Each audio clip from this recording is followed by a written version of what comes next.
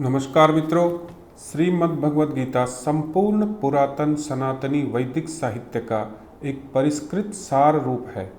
द्वापर के अंत में और कलयुग के प्रारंभ होने से पहले स्वयं भगवान श्री कृष्ण के श्रीमुख से निकली इस वाणी का विश्व की सर्वाधिक भाषाओं में अनुवाद हुआ है और सर्वाधिक व्याख्याएं इस महाग्रंथ की गई हैं। हमारा प्रयास है कि इस वीडियो श्रृंखला के माध्यम से व्याकरण की कठिन शब्दावली को अलग कर सरलतापूर्वक बिना किसी की सहायता के हम गीता का स्वाध्याय स्वयं कर पाएं। हरे कृष्णा। श्लोक क्रमांक 55। श्री भगवान वाच प्रजहाति यदा कामान् सर्वान् पार्थ मनोगतान् आत्मन्येवात्मना तुष्टः स्थित प्रज्ञस्तदोच्यते। प्रजहाति यदा कामान् सर्वान् पार्थ मनोगतान् आत्मन्येवात्मना तुष्टः स्थित प्रज्ञस्तदोच्यते। प्रथम पंक्ति में जहाँ लिखा है कामान सर्वान् पार्थ, तो वहाँ पर जो प्रजहाति यदा कामान ये भाग जो है पहले बोला जाएगा और सर्वान् पार्थ मनोगतान बाद में बोला जाएगा। दूसरी पंक्ति में जहाँ लिखा हुआ है, जहाँ न आधा और ये मिला हुआ है, तो इसे हमें अंतर करना है। सामान्य न के ऊपर जो ए की मात्रा होती है ने और न्ये, यहाँ पे ये हमें मिलता हुआ बोलना है। जैसे आत्मन्ये वात्मना तुष्ट है।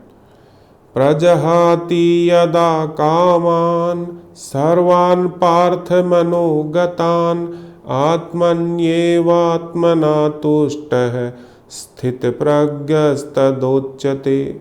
श्री भगवान ने कहा, हे पार्थ, जब मनुष्य मनोधर्म से उत्पन्न होने वाली इंद्रिय तृप्ति की समस्त कामनाओं का परित्याग कर देता है और जब इस तरह से विशुद्ध हुआ उसका मन आत्मा में संतोष प्राप्त करता है, तो वह विशुद्ध दिव्य चेतना को प्राप्त कहा जाता है, अर्थात स्थित प्रज्ञ कहा जाता है।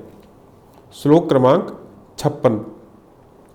दुःखेष्वनुद्विग्न मनः सुखेषु विगतस्पृहः वीतराग भय क्रोधः स्थित धीर मुनिरुच्यते।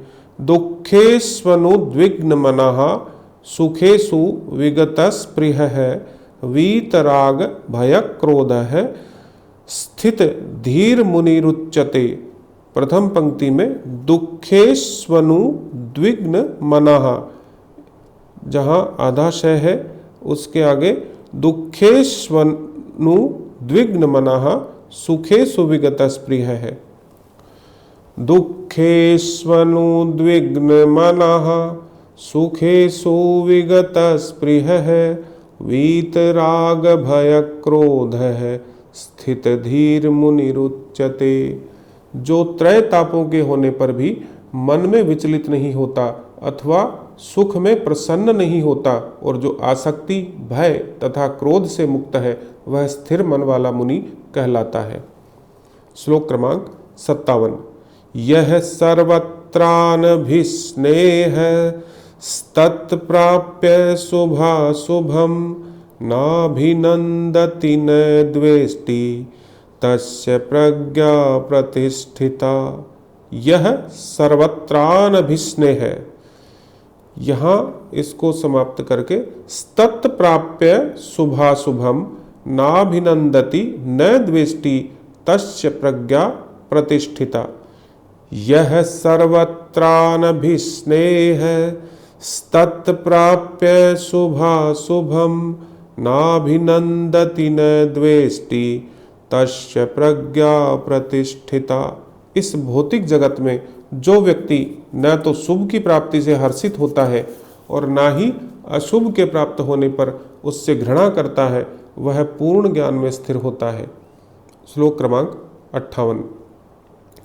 यदा संहरते चायं कूर्मोऽङ्गानीव सर्वशः इन्द्रियाणीन्द्रियार्थेभ्यस्तस्य प्रज्ञा प्रतिष्ठिता। यदा संहरते चायं कूर्मोऽङ्गानीव सर्वशः इंद्रियाणि इंद्रियार्थेभ्यः तस्य प्रज्ञा प्रतिष्ठिता।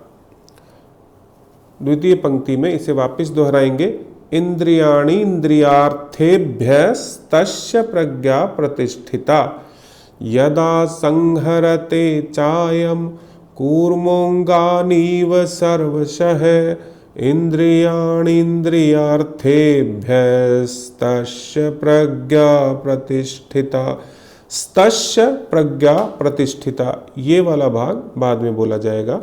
जिस प्रकार कछुआ अपने अंगों को संकुचित करके खोल के भीतर कर लेता है, उसी तरह जो मनुष्य अपनी इंद्रियों को इंद्रिय विषयों से खींच लेता है, वह पूर्ण चेतना में दृढ़ता पूर्वक स्थिर होता है।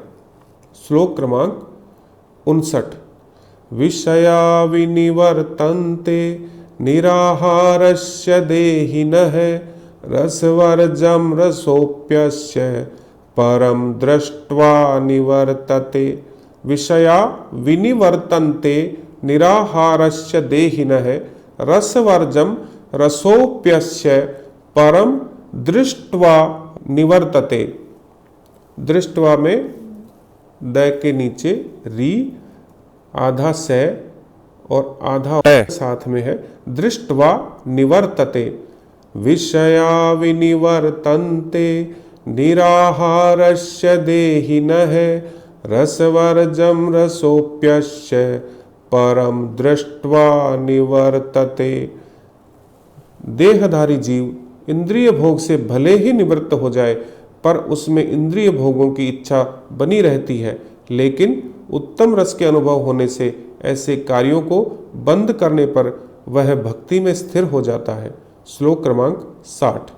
यततो ह्यपि कौन्तेय पुरुषस्य विपश्चितः इंद्रियाणि प्रमाथीनि हरन्ति प्रसभं मनः।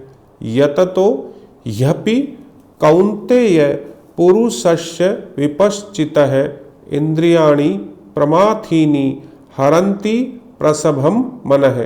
प्रथम पंक्ति में फिर से आधा है और यह साथ में है, इसे यह बोलेंगे। यततो ह्यपि कौन्तेय पुरुषस्य विपश्चितः। यततो ह्यपि कौन्तेय पुरुषस्य विपश्चितः इंद्रियाणि प्रमाथीनि हरन्ति प्रसभं मनः। हे अर्जुन, इंद्रियां इतनी प्रबल तथा वेगवान है कि वे उस विवेकी पुरुष के मन को भी बलपूर्वक हर लेती है, जो उन्हें वश में करने का प्रयत्न करता है। धर्मो रक्षति रक्षितः, अर्थात यदि हम धर्म की रक्षा करते हैं, हम उसका पालन करते हैं, तो धर्म हमारी रक्षा करता है। परंतु हम धर्म की रक्षा तब कर पाएंगे जब हम धर्म के बारे में जानेंगे, अपने पुरातन ग्रंथों को पढ़ेंगे। तो हमारा ये प्रयास आपके श्रीमद् भगवद गीता के पढ़ने में, उसके अध्ययन में, स्वाध्याय में आपकी अवश्य सहायता करेगा। और हमें लगता है कि हमारा ये प्रयास आपको अच्छा लगा होगा। आपके जो भी कमेंट्स हों नीचे कमेंट बॉक्स में लिख सकते हैं, और इस चैनल को सब्सक्राइब और लाइक करना ना भूलिए।